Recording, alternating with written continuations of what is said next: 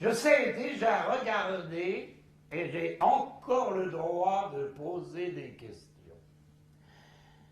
Chose triste, quelque chose qu'on ne comprend pas. Comment ceux de là-haut font ensemble, par exemple, comment on devient soi-même, si on en a envie, si on en a peur, ce qui, avec ça, est obligatoire, pour ainsi dire, et contre quoi on ne peut rien. Ne pas appartenir à tous ceux qu'on aime le plus, ceux qui n'agissent pas bizarrement, qui ne la ramènent pas en permanence, ceux qui savent jouer plutôt et qui ont plus de beauté dans le visage. Pourquoi?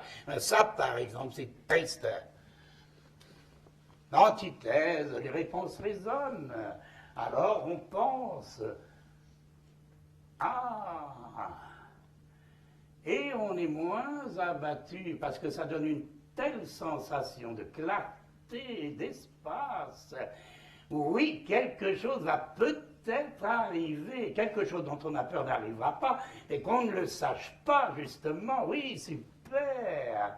Accroupi sur le sol à regarder le sol, ça ne dérangera pas, espérons. On pose des questions tellement gna-gna, mais en fait, je ne crois pas, parce que le visage s'allume, oui, la sourit, même devant des choses sérieuses, étrangement. Donc, on se sent plus sûr et assuré.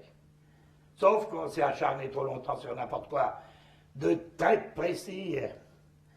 Seule chose, maximum triste, les réponses sont ici, très peu de temps. Ça allume X dans le clin d'œil où ça se prononce à l'intérieur de X. Ça s'allume et ça s'éteint à l'intérieur, très lentement, rougeoiement, et juste après, folie pure, on ne peut déjà plus que s'en souvenir, ça vient juste d'avoir lieu. La sensation d'avoir compris quelque chose, soulagement, mais ce n'en est que le souvenir déjà et pas l'impact direct de la réponse. Dommage.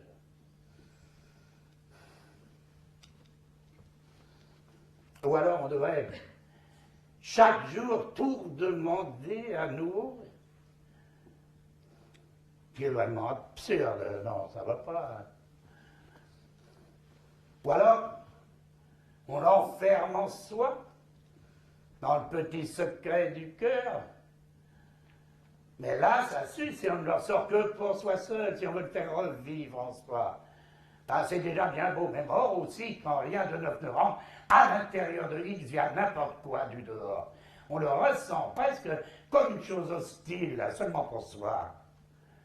Si on bouge les choses du passé qu'on a en soi, qu'on les utilise pratiquement comme des automates qui devraient résoudre quelque chose en X, ça les détruit. Et c'est peut-être là qu'on devient muet, bloqué. On ne maîtrise pas vraiment cette volatilité ni l'échange. On surveille tellement jalousement en soi ce qui est enfermé.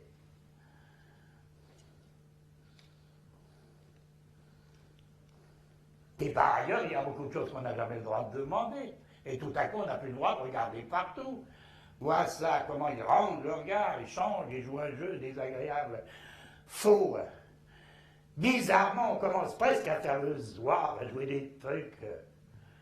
Antithèse, beaucoup de choses se révèlent simplement comme ça, automatiquement, quand on les écoute.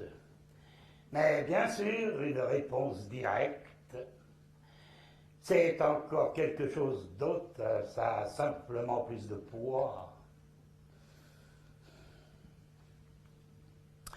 Et dommage aussi, quand le jour est fini, comme on est séparés à chaque fois. On pourrait peut-être apprendre, mais en tout cas c'est difficile et on se retrouve encore couché ici, seul. Et d'un autre point de vue, c'est intéressant aussi, comme le cerveau bricole tout seul et pratiquement commence à jouer tout seul avec lui-même, avec choses vues et choses dites, avec les fautes et ce qui a été bizarre, avec ce qu'on n'a pas compris et là où on doit encore redemander demain. C'est pas encore le blocage, mais un flux qui va tout seul, involontaire. Là, je crois qu'on s'endort souvent avec quelque chose qui n'est pas grave, qui repose ou console.